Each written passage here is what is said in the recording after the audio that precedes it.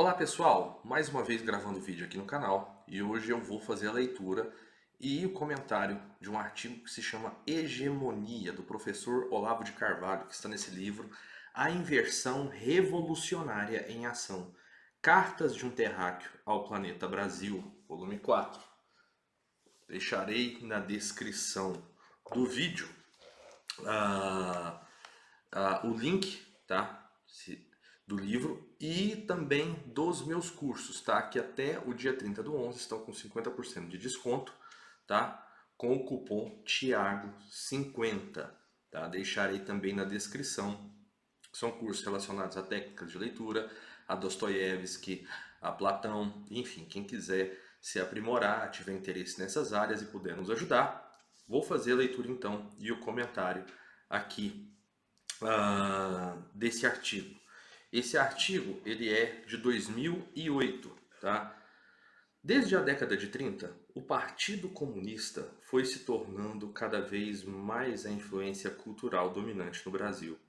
Não por sua superioridade intelectual, é certo, mas por sua capacidade de arregimentar escritores, artistas, jornalistas e professores numa elite militante bem organizada, consciente da sua missão de transformar toda a vida do espírito em arma de guerra revolucionária. É interessante mencionar também o seguinte: foi mais ou menos nesse período que os comunistas russos começaram a infiltrar gente na Igreja Católica. Isso está demonstrado com farta documentação no livro do padre Paul Kramer, que se chama, se não me falha a memória, A Última Batalha contra o Diabo. Só vocês pesquisarem um livro que não se acha muito. Para vender e quando se acha é caro. Mas enfim, isso está essa demonstração está feita ali inclusive com declarações de pessoas que pertenceram ao Partido Comunista, tá? Falam até a quantidade, mais de 1000 padres. Enfim, está ali demonstrada essa infiltração na Igreja Católica.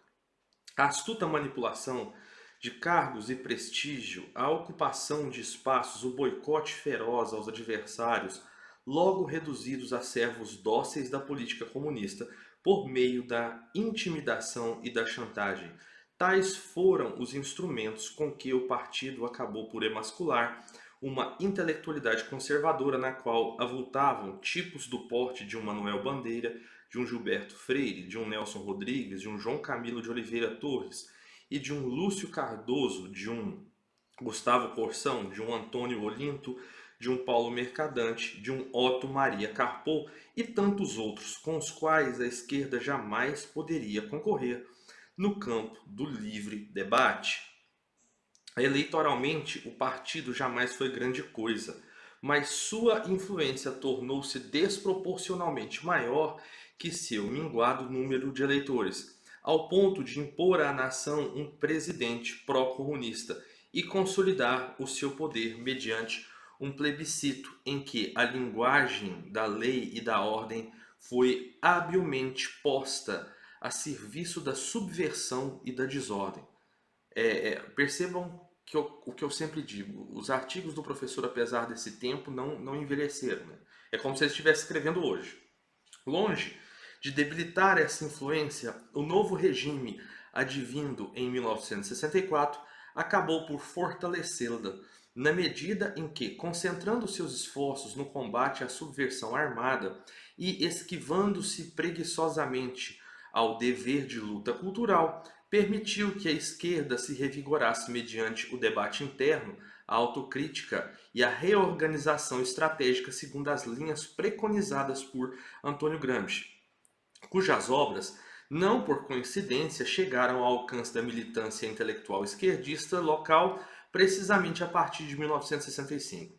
Nessa data começou também a circular a mais importante publicação cultural esquerdista, a revista Civilização Brasileira, de Enio Silveira, que marcou um upgrade intelectual da esquerda e provou a sua capacidade de reagir criativamente, agressivamente a uma derrota política que hoje sabemos ter sido apenas superficial e provisória. Em meados da década de 1970, a hegemonia cultural da esquerda já era mais que um fato consumado, um direito adquirido. Sem isso, a total falsificação da história do período, hoje consagrada como verdade incontestável em todo o sistema de ensino e em toda grande mídia sem exceção, jamais teria sido possível. E sem ela, a escalada triunfal da esquerda rumo ao poder absoluto jamais teria acontecido. É interessante essa questão da hegemonia cultural,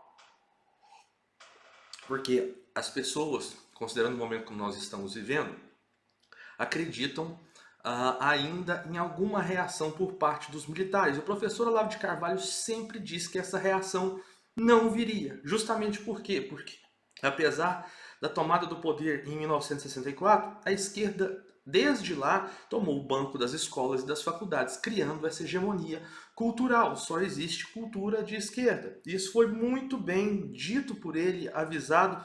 Tem um livro dele para quem quiser estudar mais um pouco sobre essa questão da hegemonia cultural, que se chama A Nova Era e a Revolução Cultural, que é um livro do professor da década de 90, se não me falha a memória, 1994, onde ele já falava da hegemonia cultural, como que a esquerda adotou a estratégia de Antônio Gramsci, de ao invés de tomar o poder de cima para baixo, fez de baixo para cima.